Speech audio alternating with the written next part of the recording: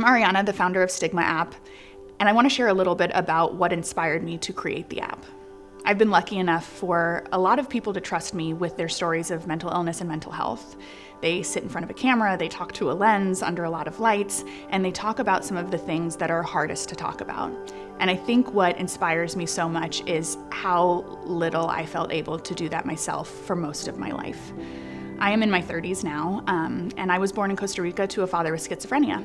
And I learned at a very young age how deep the stigma around mental illness, especially serious mental illness, is. I remember telling people, using that word as a young person and seeing the reactions and feeling bad. And so I just stopped talking about it. And I think that is an epidemic problem for people. We don't talk about it because the reaction is negative, or we're told, we were a long time ago that we shouldn't talk about it.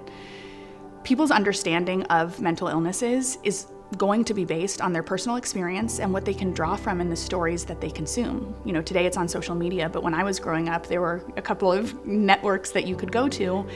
And when you saw someone with schizophrenia, it was almost always someone who was violent or dangerous or a criminal.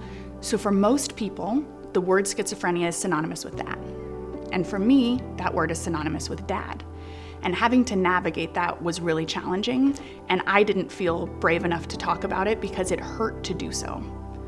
We are creating STIGMA app to make that a distant memory of the past, to help people normalize talking about mental health by actually practicing it, by letting you do it in private ways in your own video journals, by connecting with other people who share your lived experience.